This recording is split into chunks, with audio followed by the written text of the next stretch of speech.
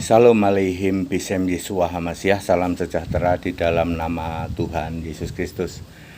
Saya Pendeta Henry Tandianta MBS. Kita akan membahas sebuah tema ya. Adakah iman di bumi? Lukas 18 ayat 8 ya saudara-saudara. Ketika nanti Yesus itu datang, adakah ia mendapati iman di bumi?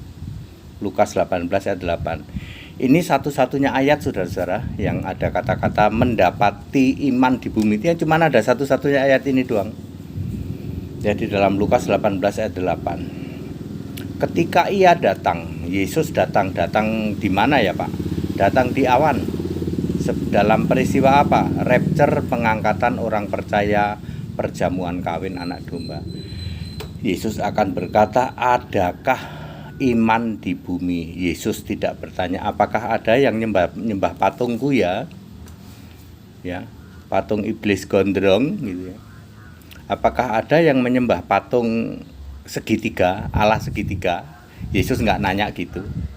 Ketika Yesus datang, adakah orang yang menyembah Allah segitiga? Nggak ada.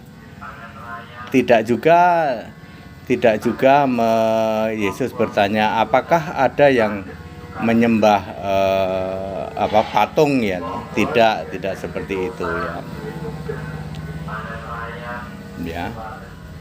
Jadi Yesus berkata, adakah iman di bumi? Lalu pertanyaannya, iman pada siapa Pak? Ya, jawabannya 2 Timotius 3 ayat 15.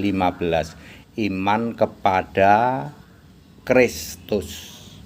Iman kepada Bapa gak laku. Iman kepada Tritunggal nggak laku. Iman kepada patung Yesus nggak laku. Iman kepada Allah segitiga nggak laku. Yesus berkata, apakah ketika aku datang aku mendapati iman di bumi? Iman kepadaku, kepada Yesus sebagai apa? Sebagai the only one God, satu-satunya Allah ya. Satu-satunya Tuhan, satu-satunya Allah, juru selamat itu ya Yesus Kristus. Ya, jadi clear, ketika nanti pengangkatan orang percaya, Yesus datang di awan, adakah iman di bumi? Orang-orang yang beriman pada Kristus akan diangkat hidup-hidup sesuai 1 Tesalonika 4 ayat 17. Sebelumnya yang pada mati bangkit dari kubur lalu dalam tubuh kebangkitan naik ke surga. Ya. Maksud dari Lukas 18 ayat 8 adalah apakah ada iman di bumi? Maksudnya adakah manusia yang percaya kepada Yesus yang masih hidup? Yesus sebagai Allah loh ya. Yesus sebagai Tuhan, sebagai Allah, sebagai juru selamat. Bukan Yesus jadi perantara atau jadi kurir ya. Ya saudara, dari di luar sana, dari Tritunggal maupun Allah segitiga itu menjadikan Yesus cuman kurir ya toh. Cuman kurir pesuruh ya, cuman ekspedisi kurir, bawa orang ya, diserahkan ke Bapa. Ini aku bawa orang, saya selamatkan ya. Yesus fungsinya sebagai kurir, sebagai perantara. Yesus membawa orang, lalu orang ini diselamatkan, dibawa ke Bapa katanya.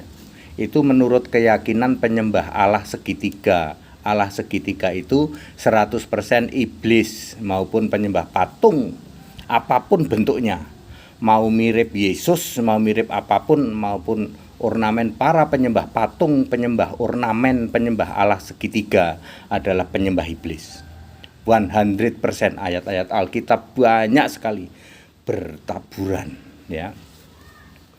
Ya Bapak Ibu Saudara, jadi clear bahwa ketika nanti Yesus datang kedua kali sebagai anak domba ya.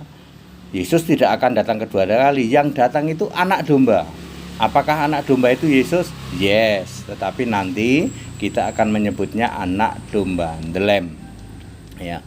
Makanya disebut perjamuan kawin anak domba. Anak domba itu Tuhan. Kalau dulu kan ada firman dan Allah. Firman itu Tuhan, Allah itu yang duduk di tata surga. Sekarang ini eranya adalah Allah, Tuhan Allah dan anak domba. Makanya tahta Allah dan tahta anak domba, Wahyu 22 ayat 3 tiga, ya. Di situ ada tahta Allah dan tahta anak domba. Ya, clear Bapak Ibu Saudara. Jadi adakah iman di bumi? Yesus tidak tanya adakah yang menyembah Allah segitiga, adakah yang menyembah patung mirip Yesus gondrong, ya, itu iblis gondrong, ya. Adakah penyembah penyembah Tritunggal, ya, Tritunggal Maha Kudus atau Maha Sesat, ya. Ya. Yesus bertanya, adakah iman? Aku mendapat iman. Iman kepada siapa? 2 Petrus 3 ayat 15, iman kepada Kristus Yesus. Maka itu Bapak Ibu Saudara, sebagai orang Kristen, ya, 1 Petrus 4 ayat 16. Saya sering mengulang-ulang ayat ini. Sebagai orang Kristen, jelas disebut Kristen, harus memuliakan Allah dalam nama Kristus itu. Jadi Allahnya orang Kristen punya nama Kristus. Nama Kristus siapa? Yesus. Jadi Allahnya orang Kristen punya nama Yesus, ya, Yesus Kristus, ya. Ya, dari kapan Pak? Dari sebelum segala abad, sekarang sampai selama-lamanya. Yudas 1 ayat 25. Makanya saya sering mengulang-ulang Yudas 1 ayat 25, 1 Petrus 4 ayat 16, karena disitulah esensi kekristenan. Ya. Di situ esensi kekristenan. Segala hormat kemuliaan untuk Yesus Kristus, satu-satunya Allah yang benar. Ikut sekolah Alkitab biar pinter, ikut dibaptis biar namamu tertulis di dalam kitab kehidupan. Ya, kalau tidak ada hal-hal yang mundur-mundur, mungkin hari Kamis saya go to Bali, ya. Ya, mungkin begitu ya, hari Kamis, ya. Demikian Bapak Ibu Saudara, segala hormat kemuliaan untuk Yesus Kristus, satu-satunya Allah yang benar. Haleluya. Amin.